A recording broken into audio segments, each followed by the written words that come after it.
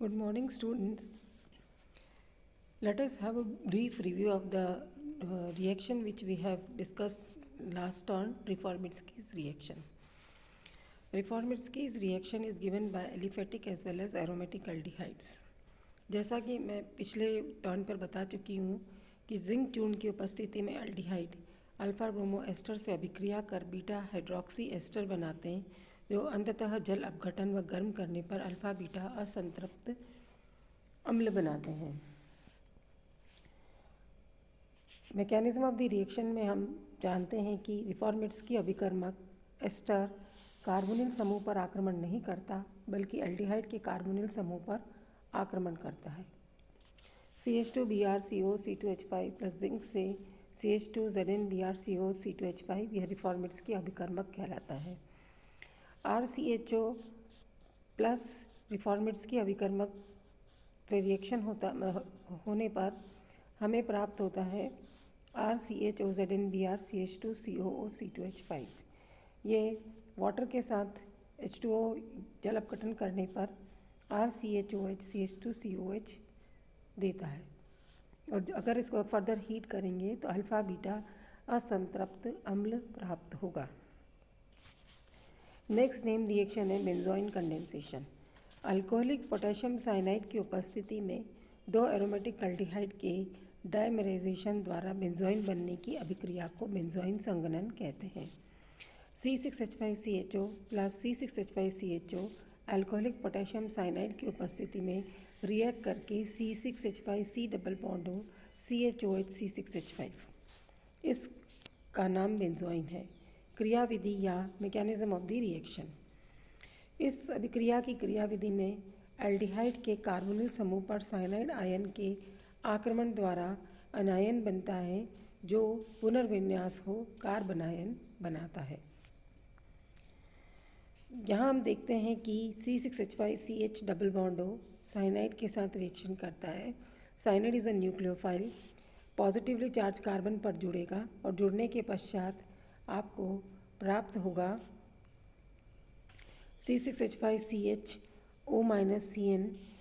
आगे पुनर्विन्यास होगा और कार्बनायन प्राप्त होगा C6HCOHCN।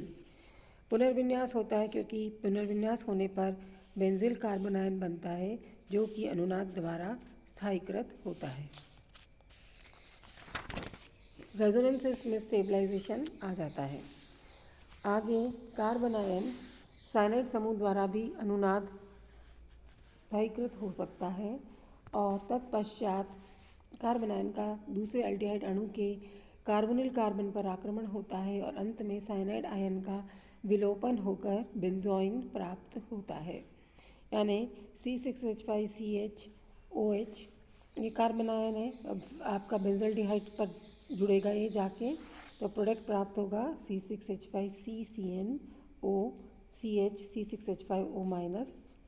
आगे इसमें से हाइड्रोजन साइनाइड निकल जाएगा और C6H5C डबल बॉन्ड हो CHO- C6H5 आगे H+ के साथ में करके बेंजोइन बनता है। प्राप्त बेंजोइन का आगे यदि ऑक्सीकरण होता है तो बेंजिल प्राप्त होता है, जिसके क्षार उत्प्रेरित पुनर्विन्यास पिनेकोलोन द्वारा बेंजाइलिक अम्ल प्राप्त होता है। तो C6H5C डबल बॉन्ड हो CHOH C6H5 ऑक्सीडेशन पर C6H5C डबल बॉन्ड हो C डबल बॉन्ड हो C6H5 यानी कि बेंजिल प्राप्त होता है। अब हम पढ़ेंगे मैनिश अभिक्रिया। फॉर्मल्डिहाइड की अभिक्रिया सक्रिय हाइड्रोजन युक्त यौगिक एक कीटोन जैसे एसिटोफिनोन या एक बीटा कीटो एस्टर जैसे एसिटोएसिटिक एस्टर या मेलोनिक एस्टर तथा प्राथमिक या द्वितीयक अमीन से होने पर बीटा अमीनो कार्बोनिल यौगिक प्राप्त होता है। इसे मैनिश क्षार भी कहते हैं और इस अभिक्रिया को मैनिश अभिक्रिया कहते हैं। C6H5C डबल बॉन्ड हो CH3 plus formaldehyde plus CH3 whole twice NH, यानी कि ये सेकेंडरी अमीन है, रिएक्ट होगी और C6H5C डबल बॉन्ड हो CH2 N CH3 whole twice Mannich base प्राप्त होती है। मैकेनिज्म। क्रियाविधि। इमीनियम अभिक्रिया की क्रियाविधि में इमीनियम लवण का निर्माण होता है जो सक्रिय हाइड्रोजन यौगिक के इनोलेट अनायन पर आक्रमण करता है। CH3NH प्लस HCHO इससे अभिक्रिया होके रिवर्सिबल रिएक्शन होगा और CH3NCH3CHOH वापस से पुनः रिवर्सिबल रिएक्शन होगा और हमें प्राप्त होगा CH3 double bond CH2 plus OH minus. आगे क्षार है आपने हमारी C6H5C डबल बॉन्ड हो CH3। यह क्षार की उपस्थिति में चेंज होगा और C6H5C डबल बॉन्ड हो CH2 माइनस प्राप्त होगा।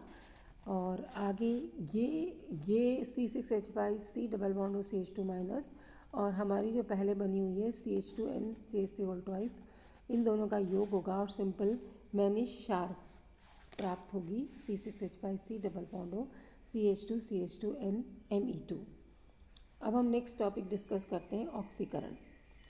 एल्डिहाइडों का आसानी से संगत अम्ल में ऑक्सीकरण हो जाता है जबकि कीटोन आसानी से ऑक्सीकृत नहीं होते, यानी कि एल्डिहाइड्स होंगे ऑक्सीकृत होके एसिड में चेंज हो जाएंगे। प्रयोग में लाने वाले ऑक्सीडाइजिंग एजेंट्स हैं आपके पोटेशियम डाइक्रोमेट और सल्फ्यूरिक एसिड, पोटेशियम परमैंगनेट और सल्फ्यूरिक एसिड।